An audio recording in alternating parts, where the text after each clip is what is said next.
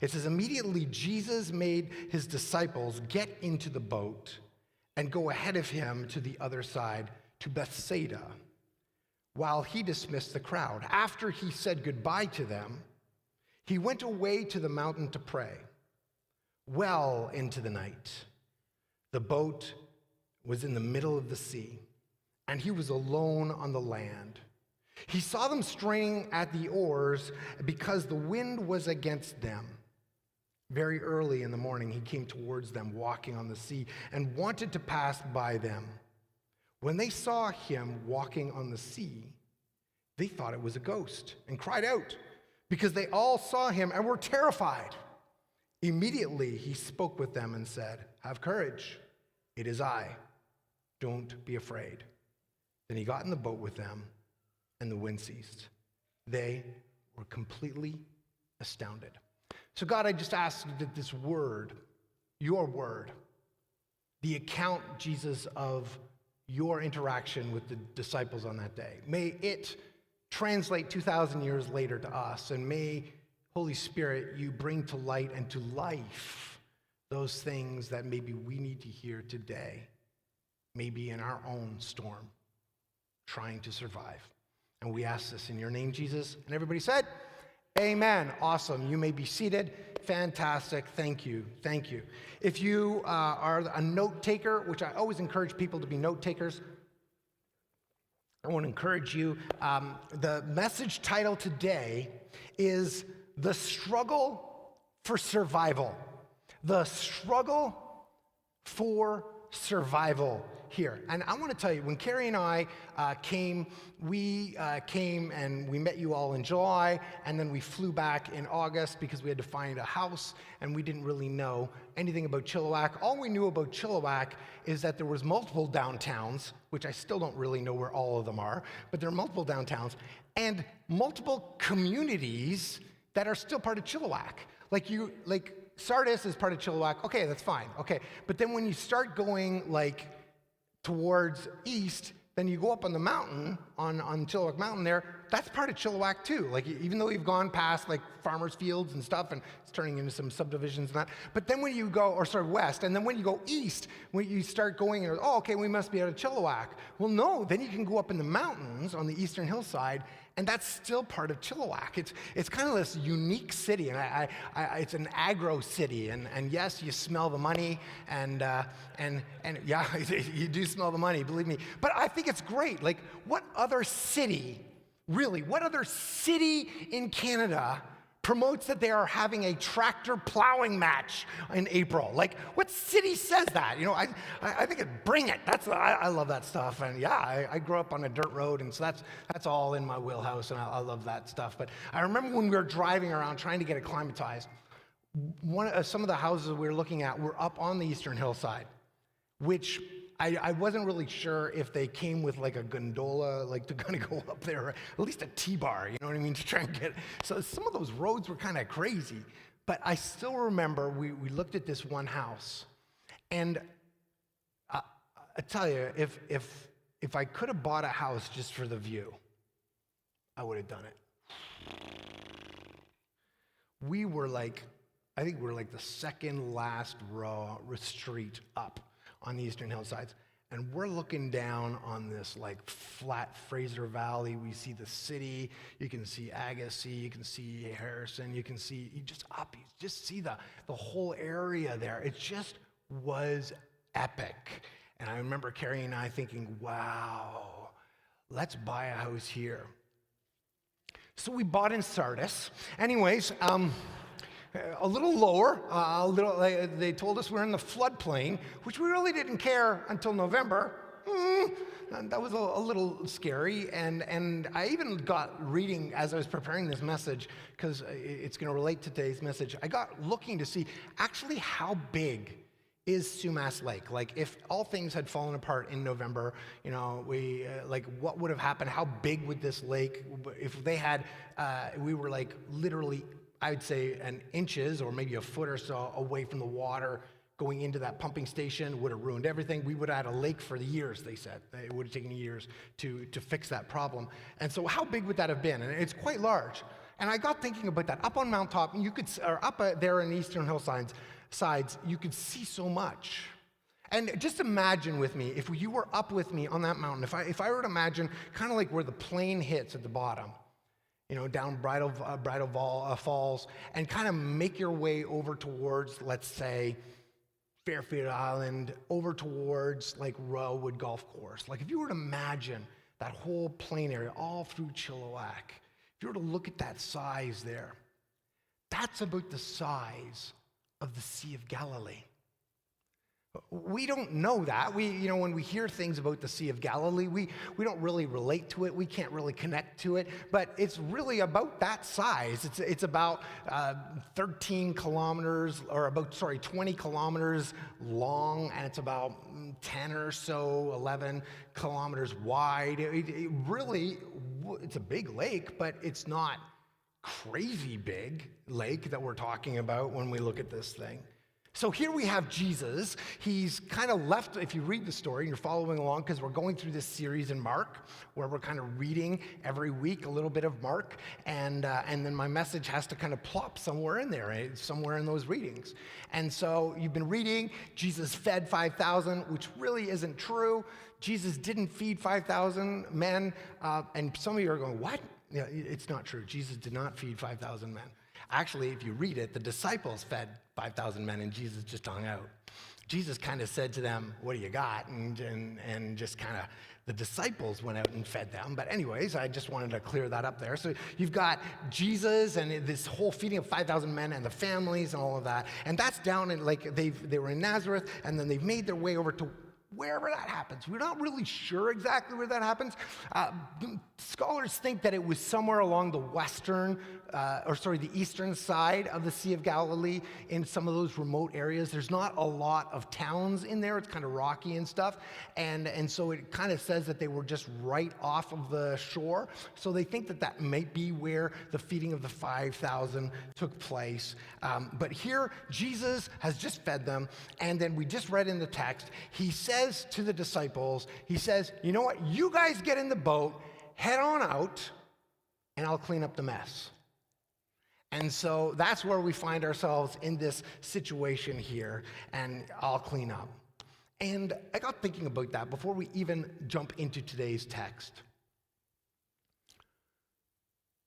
I think there are times where we feel like we're alone and God is not near us. I'd love to have a show of hands of people that would be honest with me today and say that there have been times, there have been seasons in your life that you've wondered where God was.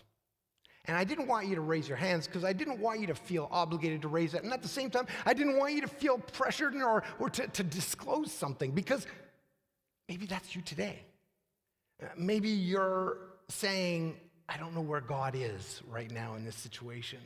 So Jesus, instead of going off with the disciples, he actually tells the disciples, go on ahead and I will catch up to you guys later. So we find ourselves in verse 46, and it says this: after he said goodbye to them, he went away to the mountain to pray.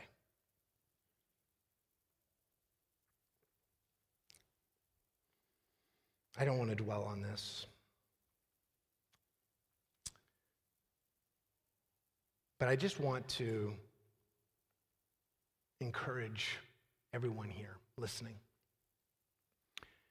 If you do not have a rhythm of time with God and time spent dedicated only with him, then I'm surprised that you think you're better than Jesus. Even the Son of God spent time alone with his Father. And you get thinking about that, and I got thinking because I didn't want to dwell too long on this. The reality is that Jesus said, that it says in the Bible that after he was baptized by John the Baptist, it said that he was led in by the Spirit, and he was full of the Spirit and in the power of the Spirit. And so we need to understand today that, yes, Jesus is fully divine and Jesus is fully human, but Jesus never used his divinity, his divineness, to be the rationale for him to not sin. Or else he couldn't be that pure example to us that we could do it. There'd be no way and he'd be lying if Jesus were to say to us, you can do it, if Jesus had an unfair advantage. And so Jesus relied, and we see it through Scripture, that Jesus relied on the prompting of the Holy Spirit to lead him as he was being led. And so in order to be led by the Spirit, you need to spend time with the Spirit. And so even though he is the example for us on what it means to spend time with God, secondly, we need to understand that Jesus was showing us what could happen when we are exposed to the presence of God. That we could spend time with God and that we could actually have communion with him. Interesting that Jesus, the Son, would spend time with his Father, but that's something, okay, you know what, I didn't want to dwell too much on that today, but I want you to understand today that and be encouraged to find a rhythm with God. Find a time where you're spending it with God. Okay, verse 47 says this. It says, well into the night, the boat was in the middle of the sea. And he, meaning Jesus, was alone on the land. Remember, Jesus said, go on up, I'll catch up. They are in the middle of the sea. Remember, the sea is about maybe 10, 11 kilometers wide, and it's like 20 kilometers long, but they were probably very close up to the north end of the sea where the feeding of the 5,000 took place. So really, they didn't have to go that far. It was kind of like if you were to imagine this being the lake, not east, and it's kind of tough when we're not doing north and south, but imagine the tip of it being like down in Agassiz and the bottom of it being down in Barrowtown, down by the Royal Wood. It's kind of like they were hugging the Cheam mountain range, right? That's kind of where they're hugging. And so he's kind of at the eastern hillsides area, and all he needs to do is get to like just Bridal Falls. It's not really that far. But now these disciples are in the middle of the sea. They were supposed to hug the coastline to go to Bethsaida. Remember, it says to go to Bethsaida. They're hugging the coastline, and now the winds have pushed them out into the middle of the sea. So here's what we know. Disciples are trying to make it to Bethsaida, and what scholars said should have taken them about 2 hours max to row there. Now it's been half the night. I kind of feel the same when I'm driving near Capilano. Driving through that Capilano Drive, going down in that area, going through Vancouver, or maybe you come out of Vancouver and you're coming back home and it's like, yahoo! And you're driving and you hit Langley and you're driving and all of a sudden you're coming close to Abbotsford and all you see is a sea of red. All these lights, and, they hit the brakes and all that, and all these crashes and stuff. And I have to say this. If everyone is going to brake between Vancouver and Abbotsford, please, for the love of all that's pure and holy, have a reason. Because I'm waiting for the carnage. I'm waiting for the car upside down. I'm waiting to see someone with like gauze on their head. And then all of a sudden the cars just start going fast again. I do not understand what's going on in that area. I almost feel like, you know what, I'm not even going to get into it because that's just, and maybe you can explain to me later why that all happens. But it's just like you expect I'll be home soon. And then all of a sudden, you've just added 2 hours to your drive and you don't even know why. Here are the disciples. It was going to be a short jaunt. And now they're in the middle of the sea. They're like kilometers away from the shore. And they're like, this should have been a slam dunk. What is going on here? This is what we don't know about the story. We don't know where in the middle of the sea they are. I believe, though, that the disciples knew exactly where they were. they were exactly where they didn't want to be. It says that they were fighting and fighting and fighting the storm, fighting the winds. They were trying to get somewhere, but everything else around them was stopping them from going where they wanted to go. Have you ever been like that? Have you ever been in a place in your life where you wake up one morning and you say, I am not even close to where I want to be? I'm not even close to it. Some people, depending on where they are and their age, it might be a midlife crisis. Other people, it's a life crisis.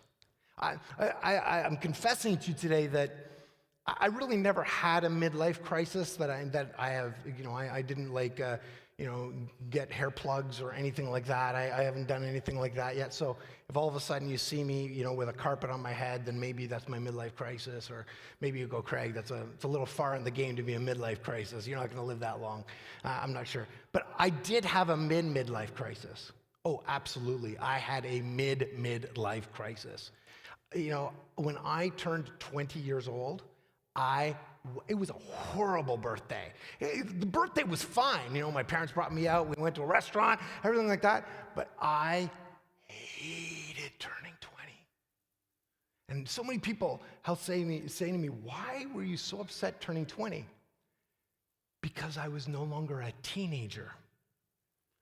I am now an immature adult. I couldn't even hang my hat on something saying, well, I'm still a teenager. No, you're in your 20s, Jack. Get going. And I didn't want to turn 20 at all. So I know what it's like to not be where you want to be. And you're like, no. And so I'm sure that everybody right now, you could admit with me that there have been times in your life that you say, you know what? I am not even close to where I thought I would be right now. See, in verse 48, it says that Jesus saw them straining at the oars because the wind was against them, straining at the oars. I looked it up because when I was reading this, just something in my spirit just felt really strong to say, what is Mark really trying to say? See, in the English, we're going to notice this a couple of times. In the English, when things get translated into English, we don't really get the full capacity and the full understanding of what Mark is getting at. Let me tell you literally what Mark said. Mark said this. He said that, that he saw them being tortured while they rowed. That they were being tortured, that the very act of them rowing was torturous to them because no matter how hard they rowed, no matter whatever they tried, they just didn't get to do what they were trying to do. And I got thinking, that's a word for us today. I'm sure that each and every one of us can say that there have been times that no matter what you've been doing in life, no matter what you've tried this, you've tried that, you've tried whatever, and you just keep hitting walls because it seems as though that the enemy or the wind or other people, whatever it is, everyone is out to get you. And it becomes torturous. Now, I want to say this. I want to give the disciples credit because they kept rowing. Because, to be honest with you, I'm sure there's many in this room, you just say, whatever happens, happens. Que sera, sera, right? Whatever will be, right? And so here you have these disciples and I feel as though that maybe the reason why they were straining so hard is because their rabbi had told them, I'm going to meet you in Bethsaida. So get to Bethsaida and I am going to meet you there. So it's like they just think, no matter what, we've got to get to Bethsaida because that's where Jesus is expecting us to end up. Are you straining today? Is there nothing happening in whatever you're doing? Maybe, as I said before, you're just like, God, where are you? Why am I facing this wind? Why am I facing all of this struggle by myself? Well, let's keep reading. Well, let me point out something else in that text. It said that Jesus saw them. Jesus saw them. I pray that if anything today, you hear those three words. That even though they were torturously straining at the oars, Jesus saw them. That during the middle of that conflict, whatever they were facing, Jesus was keeping his eye on them.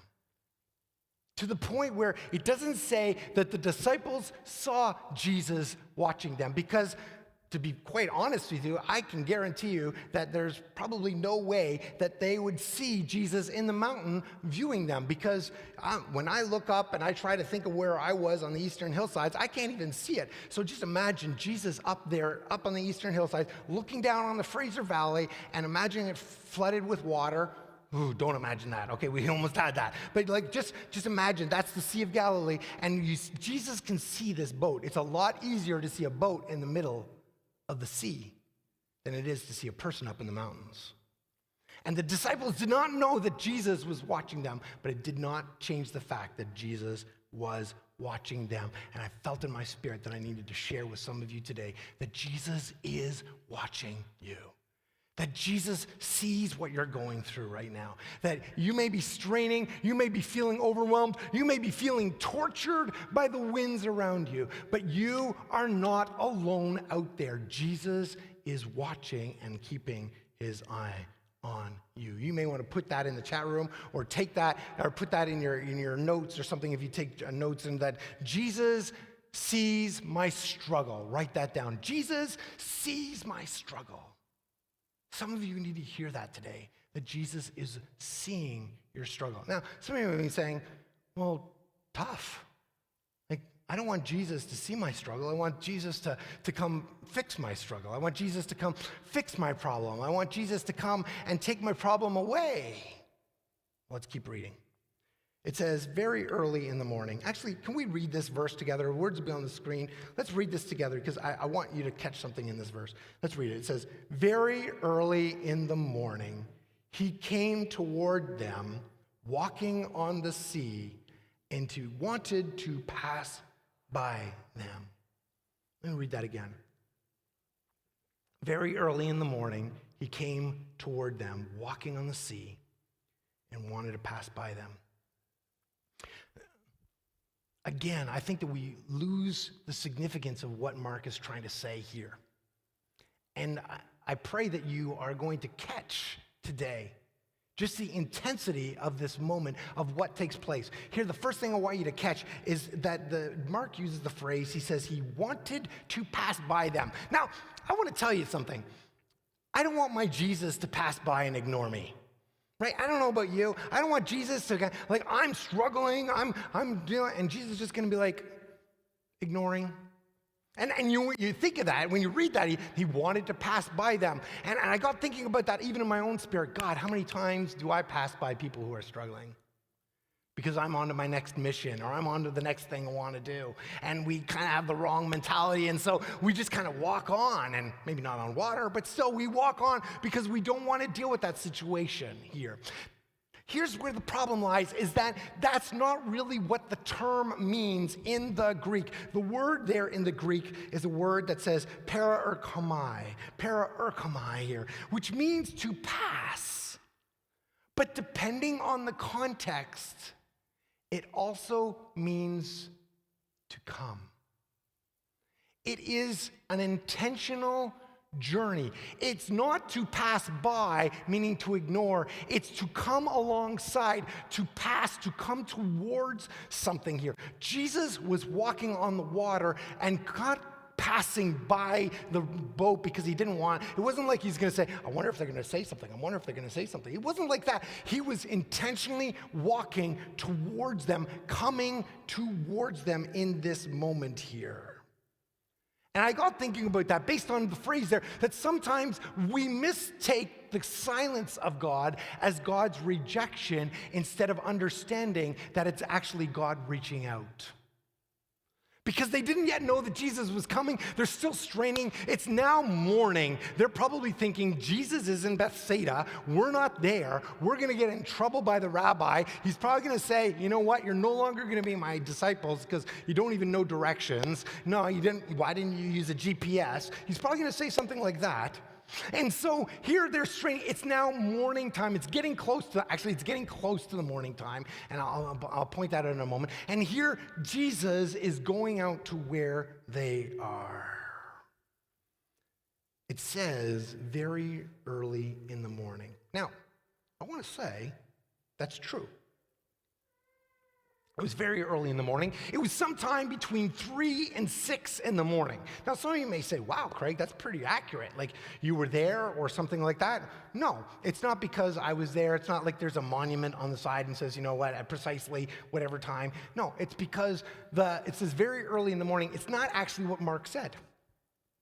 Mark says this, during the fourth watch. See, from 6 p.m., until 6 a.m., there was 4 3-hour watches.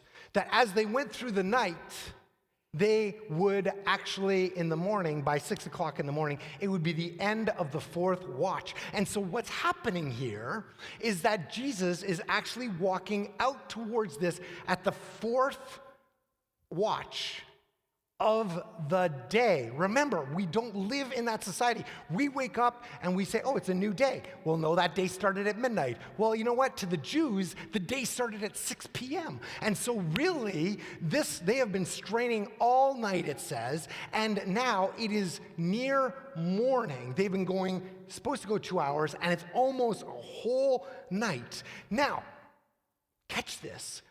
In English, when we read this early in the morning, Jesus went out to them. We think Jesus shows up in the morning. No. He didn't show up at the beginning. He showed up in the middle of the day. They had been going at it all night long. Jesus went all of this time watching them going through this struggle. Now, here's what I want to tell you. This is my own personal opinion. This is the biblical scholarship of Craig McKibben, okay? I have a degree in theology, and I have many degrees. It's in a probe that lets me know my meat thermometer, and there are many degrees on that meat thermometer. So I think I could speak to you very, very educationally here on this, but I will say that in reflection on what other people who have many accurate degrees on this, that I believe, in my personal opinion, and some other people, that the reason why Jesus didn't show up at the beginning to be able to deal with this situation is that if he showed up at the beginning, then the disciples would never have struggled. And some of you may be saying, well, Craig, why would Jesus want the disciples to struggle? Wouldn't Jesus want each and every one of us to have a perfect life and not to have any struggle enough? No. Because if you don't have the struggle, then you don't appreciate when the Savior comes. If you're never struggling, if all of a sudden Jesus is some sort of Pez dispenser, all we have to do is go lift up the head, out pops out another answer to prayer, and we just lift up and another one comes out, another one. If we think of God being that way, then we never grow because, friends, I'm telling you today, our strength comes from the struggle. The strength that we have in our lives come from the daily struggle, come from the travail, come from those struggles, come from those trials, come from those tribulations. That's when we actually get strong. And when I am weak, then he is strong. Yes, but he strengthens us when we trust in him and when we rely on him. I got thinking about that. Carrie and I, we love our kids, and we love the fact that we have 2 grandkids now. We just love them to bits. It's so great. It's awesome because it's all of the fun and none of the discipline. I just love it. It is love. It is like anything you want, you're going to get it. That's fine. That's good. You know what? You want this? That's fine. It was going to be part of your parents' inheritance, but you can have it instead. You know, it's great. It's great. I just love that we can do that. It's just so much fun. But I will say that when we were parents, there was a struggle that I had as a dad between what I call escape and experience. The struggle of seeing my children struggle, knowing that I could step in at any moment and just relieve them of that struggle. But you know what? If I always relieved them, then they would never rely on themselves. They would never be able to grow. They'd never be able to experience those things. They'd never be able to figure things out. And so I realized that growing up as a parent, my role was to help them gain whatever experience they could get in a safe environment where I know that at any moment I could step in, but I didn't have to step in because they could figure things out. And I can tell you this, that in many ways, I was surprised as to how they figured things out in a way that I wouldn't have done it, and actually was a better decision the way that they did it. But it was them working through that. And so I want you to understand when we're looking at this text that Jesus is not ignoring them. He is intercepting them at the right moment, at the exact right moment. So Jesus kind of shows up. They freak out because he's walking. And it's water, and so this isn't the Ottawa River in February, so chances are he is supposed to be sinking. Now, there's another story that comes up, but we won't talk about that one. But here, Jesus is walking the water, and it freaks the disciples out.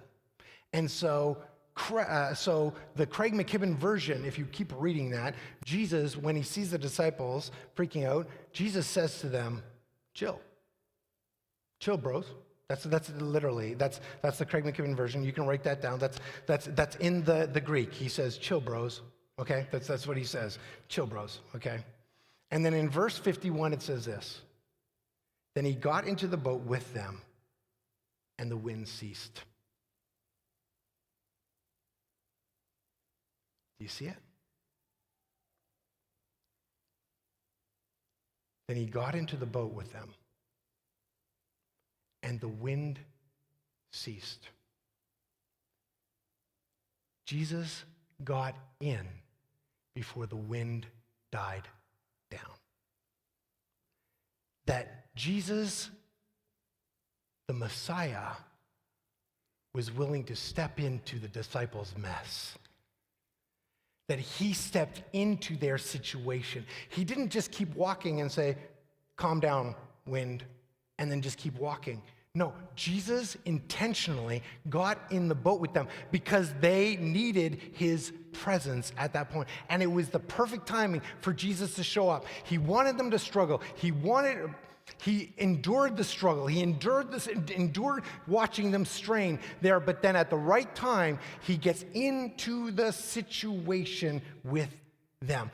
Friends, I want to ask you today, you're struggling, but have you asked Jesus to get into your struggle? Have you asked Jesus to step into your situation? Because when Jesus stepped into their situation, that's when the wind ceased. That's when the problem that they were facing finally died down. Friends, you need to allow Jesus to step into your situation. You can choose to allow him. He could just keep walking. You know what? He could have kept walking if they didn't allow him into the boat. And sometimes we don't let Jesus into the boat.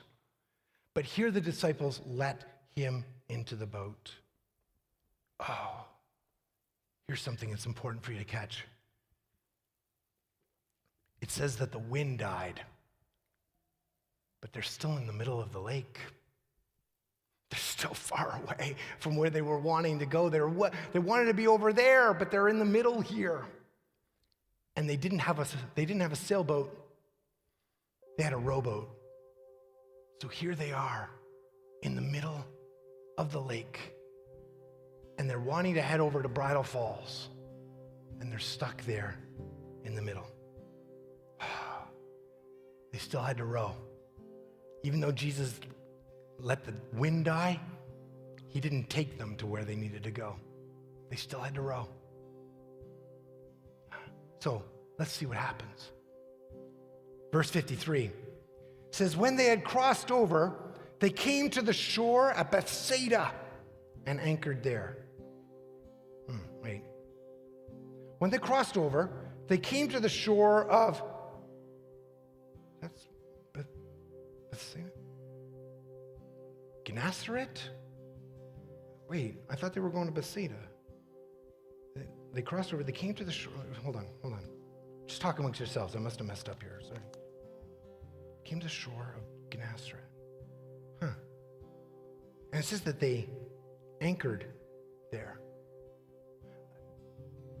To understand kind of what I'm talking about, the distance between Bethsaida and Gennesaret, they're on the opposite sides of the Sea of Galilee. It's like they wanted to go to Bridal Falls and they show up like in Agassiz. And remember, there wasn't Uber. There wasn't like 100-kilometer highways. There were communities all along around the Sea of Galilee. And Bethsaida, see, they didn't end up where they intended to go. But with Jesus in the boat, they ended up going somewhere and anchoring there. It's actually, if you were to imagine like the inlet, it'd be like standing at UBC and looking over to West Van. And they were trying to get to UBC, but they ended up in West Vancouver. They skipped Olive Deep Cove and everything like that. They're over on West Vancouver.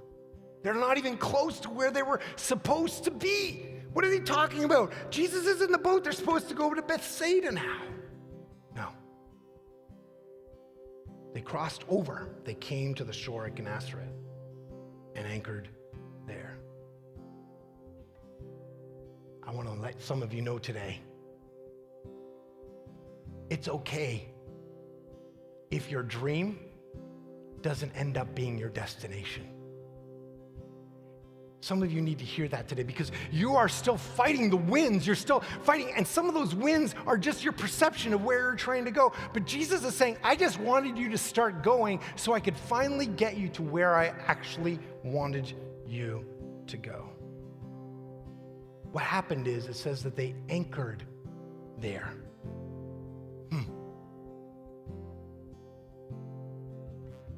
It's interesting that the word Bethsaida means the house of the hunt.